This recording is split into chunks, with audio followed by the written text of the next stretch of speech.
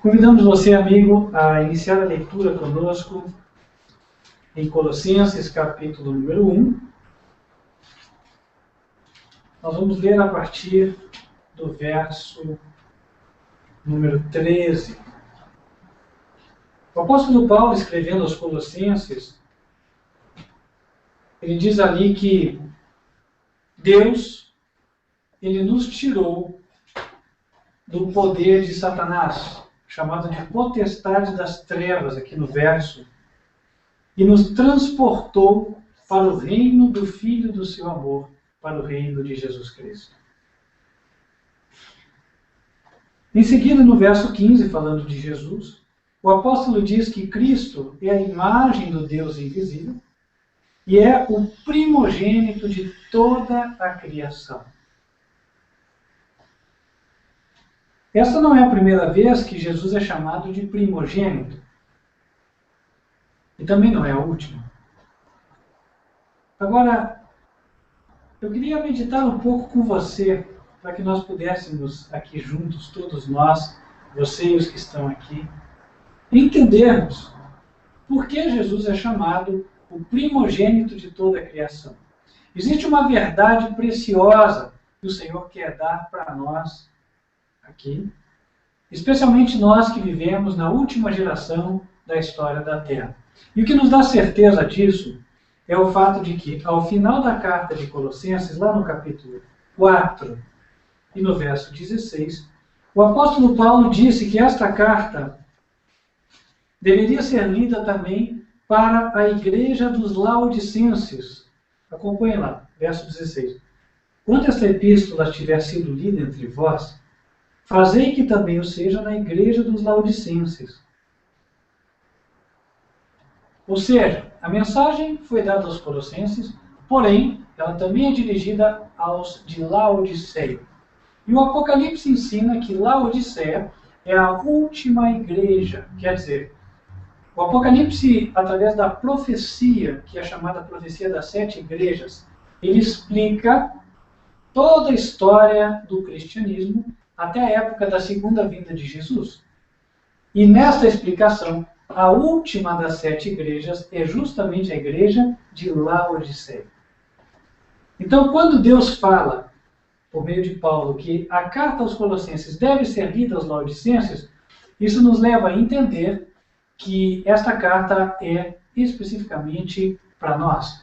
Ela teve uma aplicação no passado, mas a sua maior força, ou seu objetivo fim, era atingir a mente de cada um de nós e gerar em nós aquilo que Deus deseja.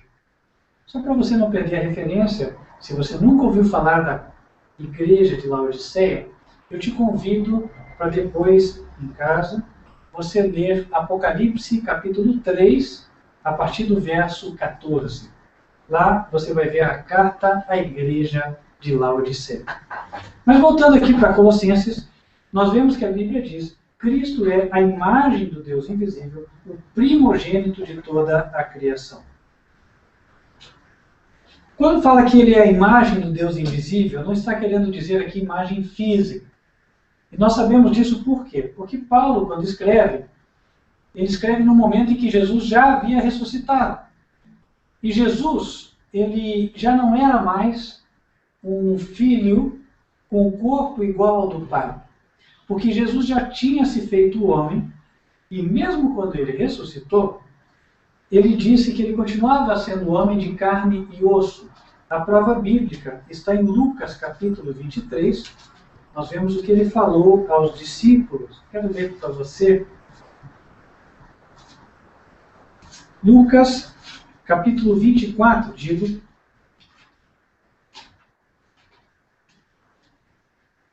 A partir do verso 36. E falando ele dessas coisas, o mesmo Jesus se apresentou no meio deles e disse: paz seja convosco. E eles, espantados e atemorizados, pensavam que viam algum espírito. Claro, Jesus tinha morrido e agora Jesus aparece para eles. Eles imaginaram que fosse um fantasma. Então é quando Jesus, no verso 39, diz assim: Vede as minhas mãos e os meus pés.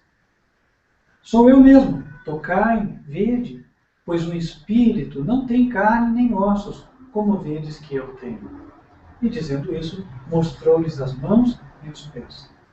Portanto, Jesus, após a ressurreição e até hoje no céu, ele é homem de carne e osso, como nós, fisicamente falando. Quando Colossenses fala que Jesus é a imagem do Deus invisível, essa imagem, portanto, ela não é uma imagem física, ela é uma imagem moral, é uma imagem de caráter. Isso quer dizer, o mesmo amor que Deus tem é o que Jesus tem, a mesma santidade que Deus tem é a que Jesus tem, a mesma pureza que Deus tem é aquela que Jesus tem. Ele é a imagem. Se nós queremos entender como é o caráter de Deus, basta olhar para Jesus. Então Paulo diz, Jesus é igual a Deus no caráter. Em outras palavras, é o que ele quer dizer quando coloca a imagem do Deus invisível. E em seguida, ele coloca que Jesus é o primogênito de toda a criação. Esse verso, por vezes, ou esta frase, ela é mal entendida. Mas ela pode ser corretamente entendida.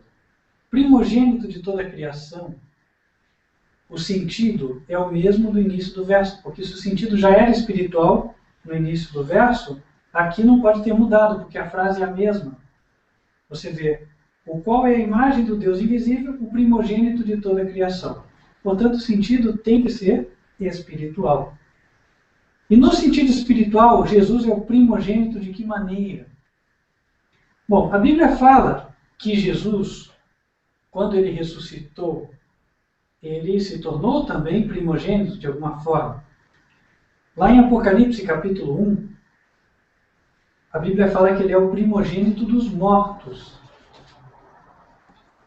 Está aqui em Apocalipse 1, verso 5, quando fala Jesus Cristo, que é a fiel testemunha, o primogênito dos mortos e o príncipe dos reis da terra. Aqui o sentido é que ele é o primeiro gerado dos mortos, é o primeiro que ressuscita, e ressuscita espiritualmente, obviamente, porque se nós fôssemos entender o primeiro que ressuscita fisicamente, não seria verdade. Antes de Jesus, Moisés ressuscitou, a Bíblia coloca, certo? Jesus mesmo ressuscitou a Lázaro, ressuscitou o filho da viúva de Naim. Então nós já vimos pessoas que ressuscitaram antes. E fora aqueles que Elias e Eliseu ressuscitaram também. Portanto, quando fala que Jesus é o primogênito dos mortos, não é porque ele é o primeiro a ter o seu corpo ressuscitado. O sentido também é espiritual. Isso quer dizer, é o primeiro ressuscitado espiritualmente. De que jeito? Na cruz do Calvário, Jesus morreu com os nossos pecados. E agora, quando ele ressuscita, a Bíblia diz que ele ressuscita sem pecado. É nesse sentido que ele é o primogênito dos mortos. Portanto, quando fala primogênito dos mortos, eu penso em Jesus depois da ressurreição. Até porque a palavra morto só faz sentido para Jesus depois da cruz. Agora, em Colossenses, nós vemos que Jesus é tratado como o primogênito de toda a criação. Colossenses não está falando da época da cruz. Se ele estivesse falando de Jesus depois da cruz, ele estaria dizendo assim, olha, o primogênito dos mortos, como fala em Apocalipse. Mas quando a Bíblia relata Jesus, ou denomina Jesus como primogênito em Colossenses, ela está nos levando lá para o início de todas as obras de Deus. O que você quer dizer com isso, pastor? Que Jesus foi criado? Não. Até porque não é isso que o texto diz. O texto diz que Jesus é o primogênito de toda a criação. A palavra primogênito significa primeiro gerado. Então, se é gerado, já não é criado. Jesus é filho de Deus porque nasceu de Deus. Ele foi gerado por Deus. Assim como você é filho do seu pai, porque você foi gerado por ele. Talvez você dissesse, não, fui gerado pela minha mãe. Não, o conceito popular de gerado é diferente do bíblico. Porque a Bíblia diz, Abraão gerou a Isaac, que gerou a Jacó. Portanto, no conceito bíblico, quem gera é o homem. E aqui nós vemos, portanto, Jesus como o primeiro gerado de toda a criação. Como é que nós vamos entender isso? Será que é no sentido físico? Para, ali nós teríamos que entender assim, bom, então, Deus teve vários filhos gerados, Jesus foi gerado e houveram outros também. Mas não é verdade. Como é que sabemos que Jesus não tem outros irmãos gerados também a partir do seu Pai? É porque a Bíblia fala que Jesus é o unigênito do Pai. No Evangelho de João, capítulo 1,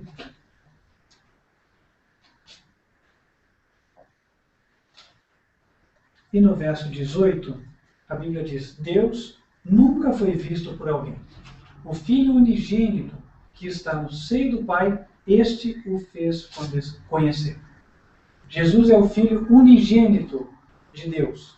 Está em João 1, verso 18. Unigênito significa único gerado, ou seja, então não há outro como ele.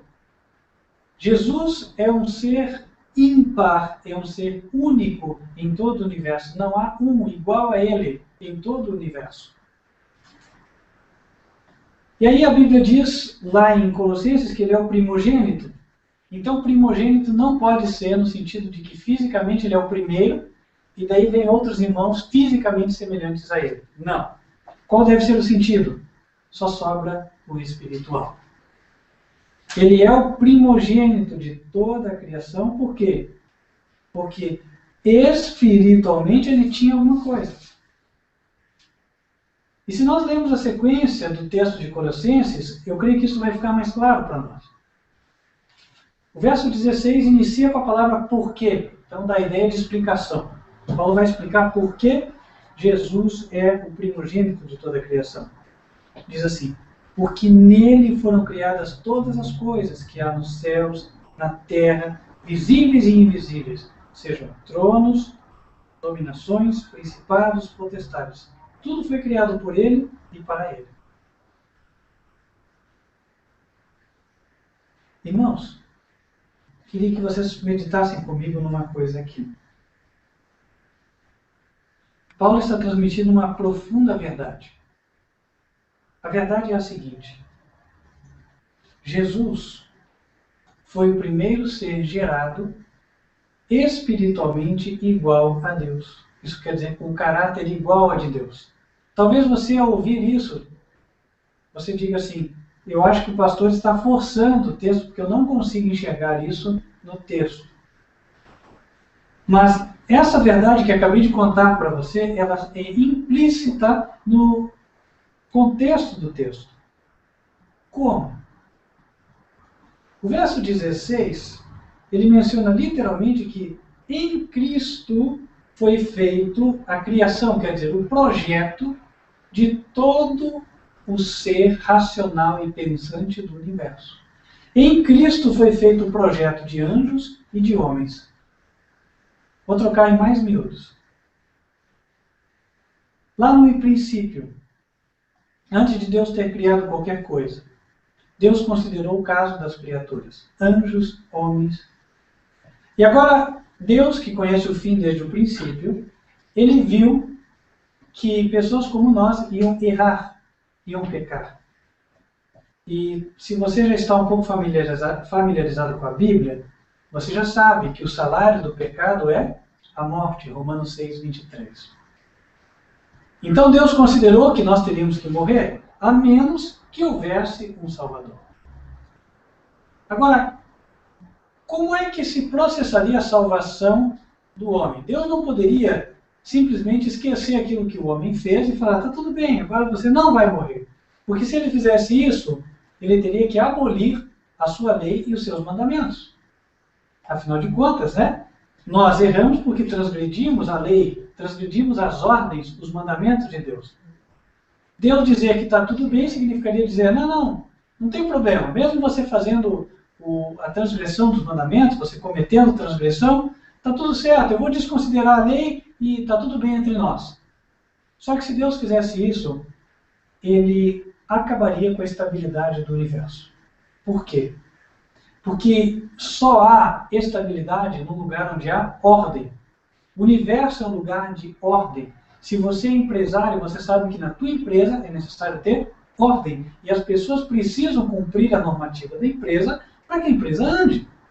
Se você é dona de casa, você sabe que no teu lar é necessário haver ordem. O filho deve respeitar o pai e a mãe para que haja uma harmonia naquele lar, para que haja paz. Se nós já conseguimos enxergar isso, quanto mais Deus. Então Deus não poderia abolir a lei, a normativa do universo, ou a regra do universo, em favor de perdoar aqueles que erraram. Não dá. Por outro lado, para preservar a ordem, teria que permitir a morte daqueles que erraram. E detalhe, quando uma pessoa erra, se ela morre, ela paga pelo próprio erro. Agora, Deus precisaria idear um meio de não perder a ninguém. Quer dizer, salvar a todos, mas também não trocar um pelo outro. Imagina, por exemplo, que Deus pudesse mandar uma pessoa para morrer por nós, e aí então essa pessoa morre e fica morta, e nós ficamos vivos. Ora, para nós parece bom, mas para a pessoa que morreu, não, e nem para Deus, porque Deus perde um para ganhar o outro, quando na verdade Deus quer ganhar a todos. Então só havia uma forma. Se alguém morresse em meu lugar e em teu lugar, a única maneira dessa pessoa ressuscitar seria ela nunca ter pecado. Ela ter cumprido a lei na sua perfeição. Essa é a razão pela qual uma criatura jamais poderia ser o nosso Salvador. Nem um homem aqui de nós, nem um anjo. Por quê? Porque nós, quando nascemos e vamos aprendendo a vontade de Deus. Mesmo Adão, quando nasceu, ele nasceu para formar um caráter. Adão ia desenvolver bons hábitos e, com isso, formar um caráter. E na medida em que os anos passassem, Adão aprenderia mais da vontade de Deus, e aí cada vez mais o seu caráter se assemelharia ao de Deus. Só que, neste processo, ele cometeria erros, não porque ele não amasse a Deus, mas erros por ignorância. É como a criança que está na sua casa, ela é pura, só que ela comete erros. Por quê? Por ignorância. E você precisa instruí-la. Todas as criaturas são assim. Deus é o pai de todas, então ele tem que instruí-los. Para salvar o homem, Deus não poderia usar uma criatura que está em processo de aprendizado. Deus teria que usar alguém que fosse capaz de cumprir perfeitamente a lei. Por quê? Porque este alguém, quando morresse, ressuscitaria. Daí a razão de Deus ter uma pessoa com um caráter igual ao seu. E Paulo trata exatamente dessa questão. No verso 15, em primeiro lugar, Paulo deixa claro que Cristo tinha um caráter igual ao de Deus. Ele fala, ele é a imagem do Deus invisível. Então ele é o Salvador que Deus poderia usar para levar os pecados de todos, para morrer por nós e ainda assim ressuscitar. Por quê? Porque ele tinha um caráter igual ao de Deus e ele poderia ressuscitar, ele poderia levantar da tumba pela sua própria justiça. Agora, sabem, queridos, o que acontece? Tem uma verdade aqui que vale a pena explorar. Por que Jesus tinha um caráter igual ao de Deus e Adão não tinha? A resposta é porque enquanto Adão foi formado do barro, é o boneco que Deus fez com a sua mão, Cristo foi gerado a partir de Deus. Foi gerado a partir de uma parte de Deus. A Bíblia diz que Cristo está no seio do Pai, e daí chegamos a entender que ele é como Eva, que saiu de Adão. Eva saiu do seio de Adão, de uma costela de Adão, então Cristo também foi gerado. Quando nós temos filhos, ou melhor, quando nós nascemos, nós herdamos traços de caráter dos nossos pais. Só que essa transmissão de traços de caráter, ela é imperfeita, porque nós, seres humanos, somos imperfeitos. Mas no caso de Deus, não houve imperfeição. Deus é perfeito. Então, quando Deus gerou a Jesus, ou a Cristo, porque nem tinha o nome Jesus na época, quando ele gera Jesus, há uma transmissão perfeita de caráter. Então Jesus já nasce com o caráter igual ao de Deus. Desde que ele nasce, ele é a imagem do Deus invisível. Este é o sentido de Colossenses 1, verso 15. Ele é a imagem do Deus invisível.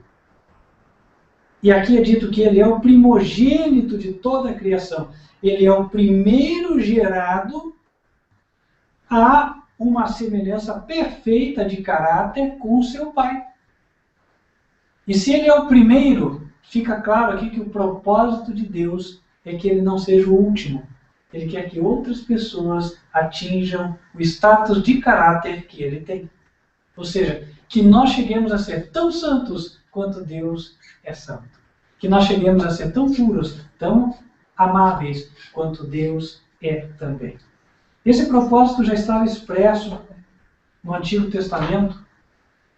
No livro de Levítico, capítulo 19, no verso 2, Deus transmitiu por meio de Moisés a seguinte mensagem. Fala, toda a congregação dos filhos de Israel, e diz-lhes, santos sereis, porque eu, o Senhor vosso Deus, sou santo. O propósito de Deus é que nós cheguemos a ser como Ele, perfeitos como Ele é. Para isso, Ele fez um primeiro ser, que era assim, Jesus. Jesus seria o nosso Salvador, seria também o nosso exemplo, e aquele que poderia nos conduzir a esse ideal. Por isso, Jesus é a ponte entre Deus e nós. Jesus disse, eu sou o caminho, a verdade e a vida, ninguém vem ao Pai, senão por mim.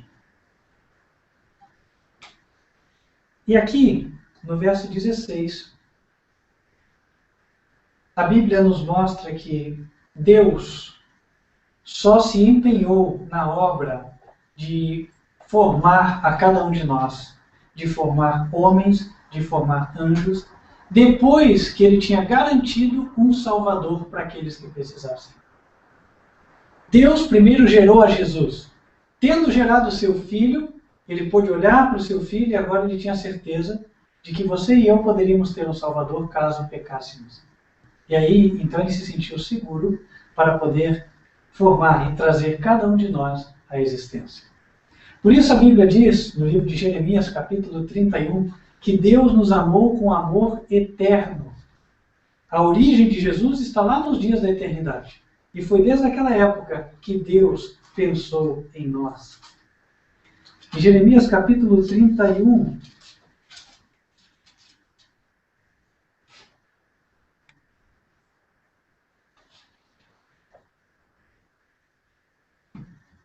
o Senhor fala justamente sobre isso. Eu quero achar aqui o texto para vocês.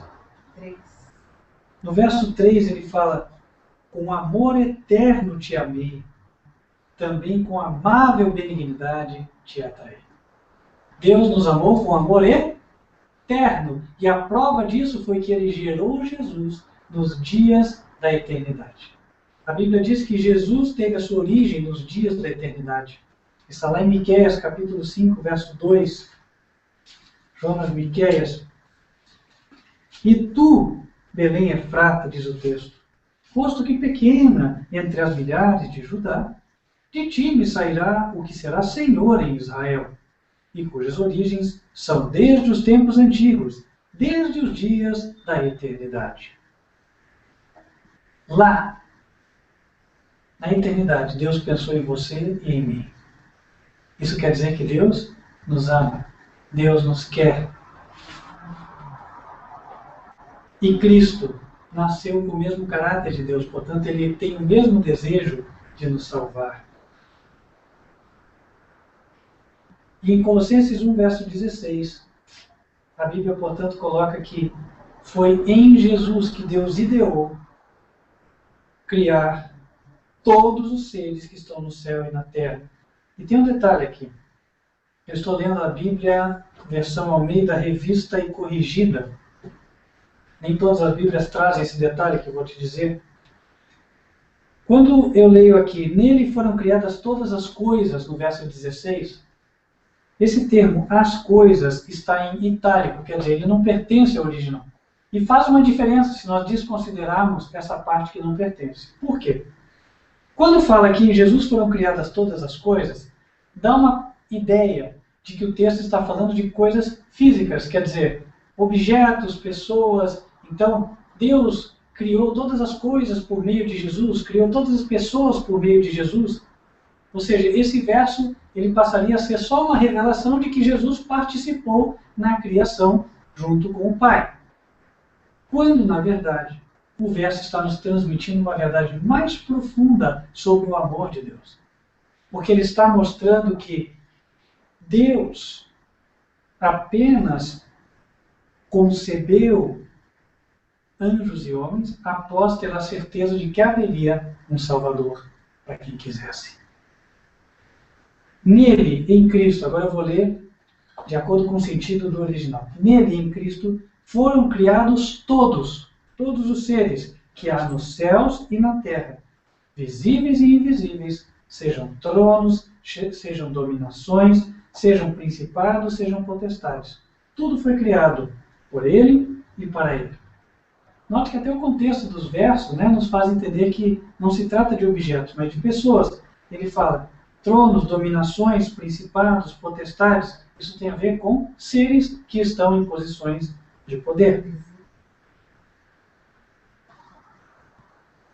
E quando ele fala ali, todos os seres que há na Terra, visíveis e invisíveis. Claro, os visíveis somos nós, as pessoas. Os invisíveis são os anjos, nós não vemos. E Paulo está escrevendo para homens, certo? E no verso 17 ele segue com a ideia, porque diz: Ele é antes de todas as coisas. Agora ele confirma tudo que viemos dizendo até aqui.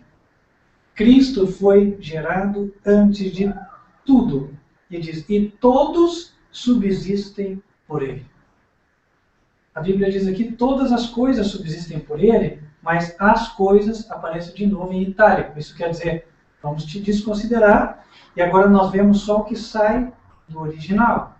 E ele diz: todos os seres subsistem por Jesus. Isso quer dizer, a vida espiritual que você tem, que eu tenho, que os anjos têm, essa vida, ela é derivada de quem?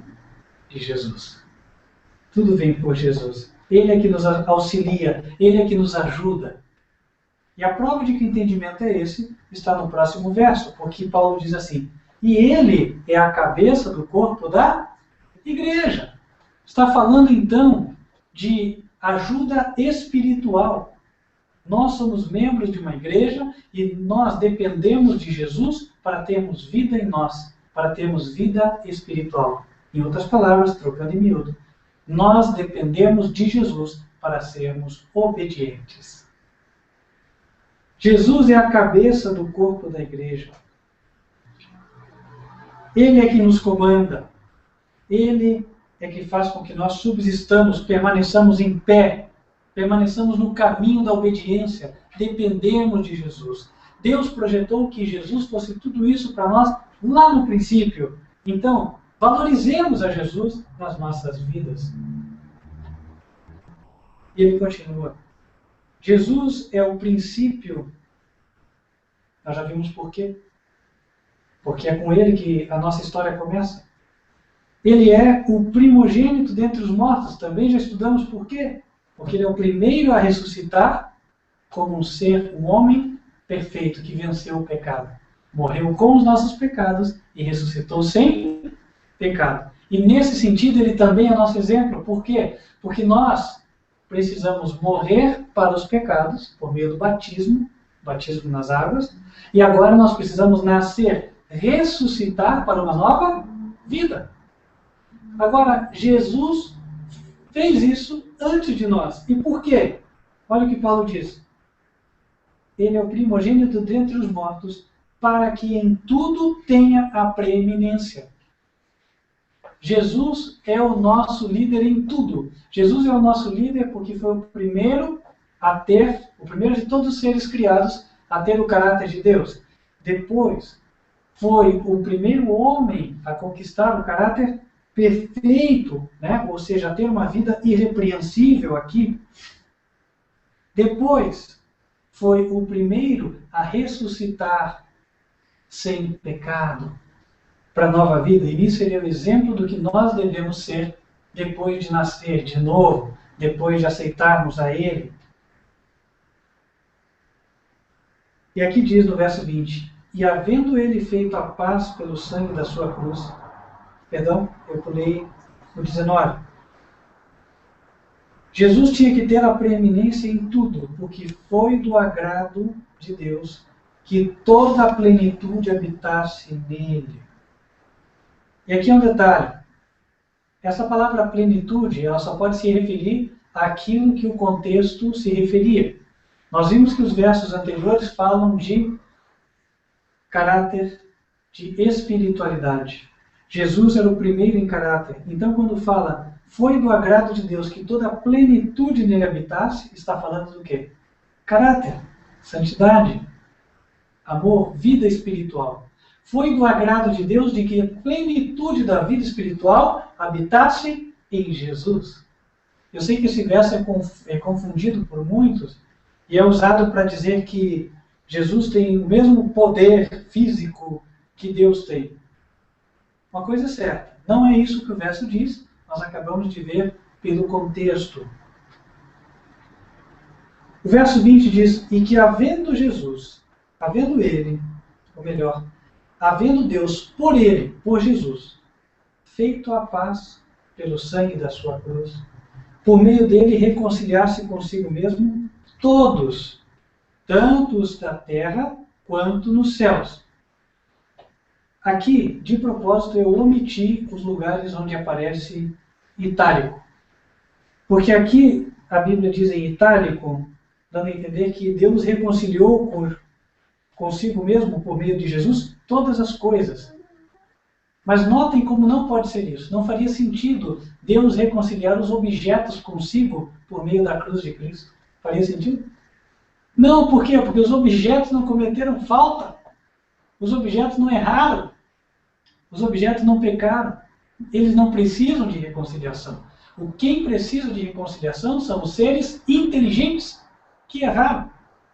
Razão pela qual o entendimento do texto deve ser, portanto, que ele está falando de pessoas, homens e anjos.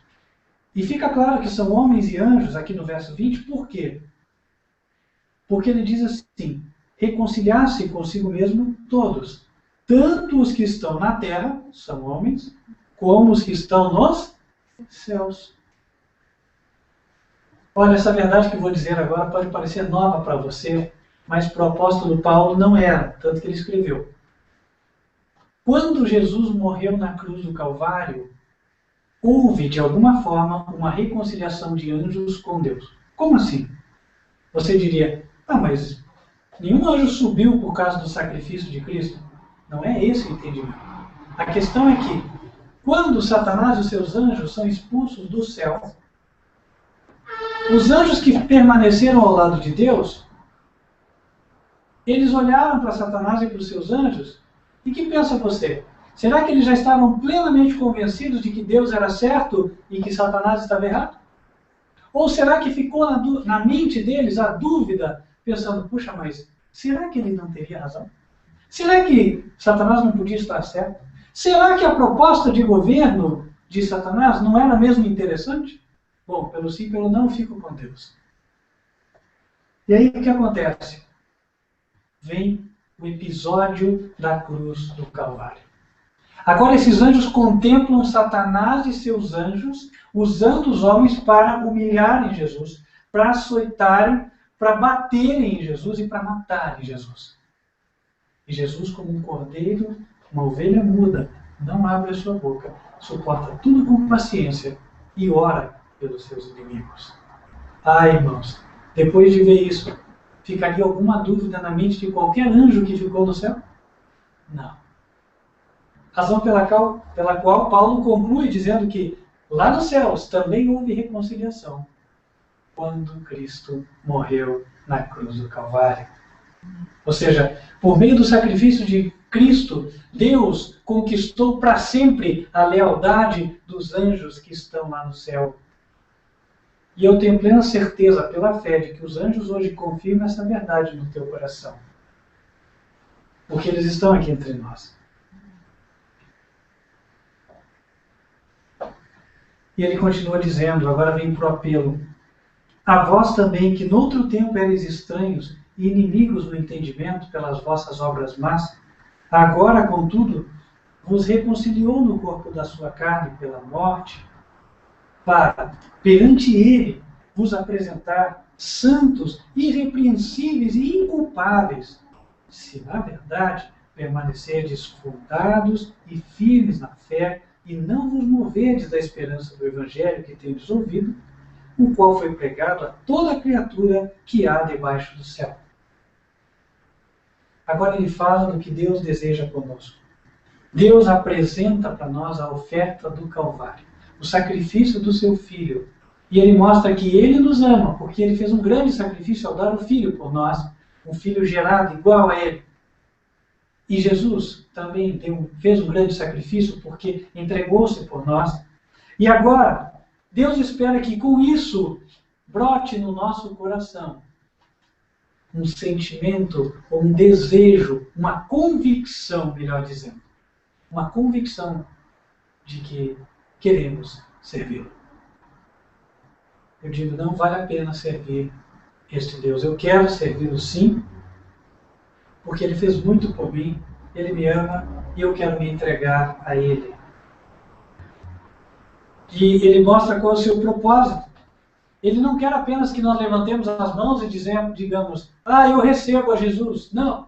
Ele diz que, além disso, ele quer nos transformar para nos apresentar santos, irrepreensíveis e inculpáveis.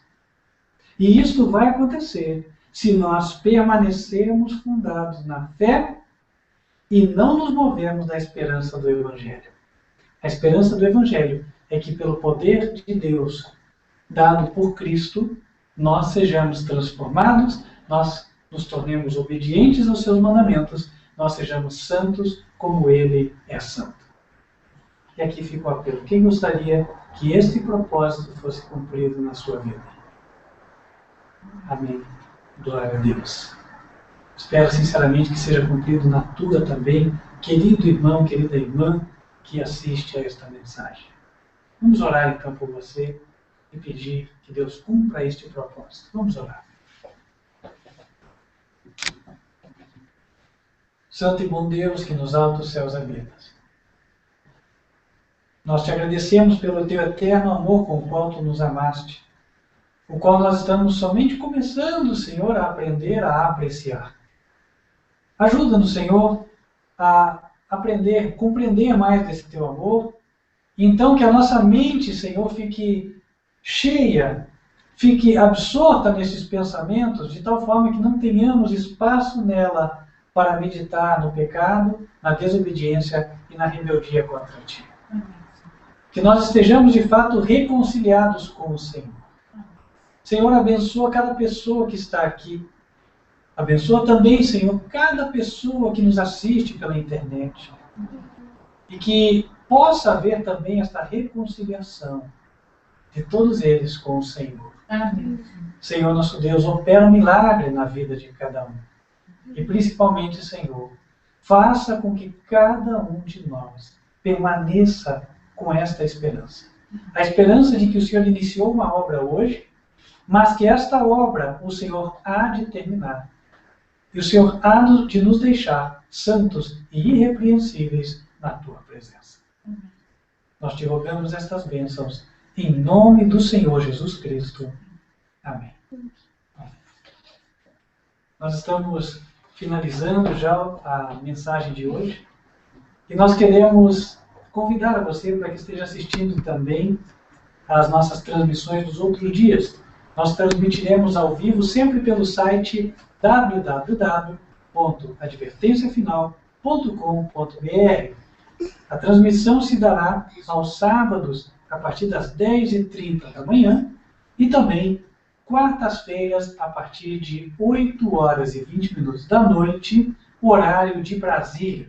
Portanto, sábado, 10h30 da manhã e quartas-feiras, 8h20 da noite. Vamos nos despedir, mas não sem antes invocar a bênção de Deus sobre você. Que o Senhor te abençoe e te guarde. Que o Senhor faça resplandecer o seu rosto sobre ti e de ti tenha misericórdia.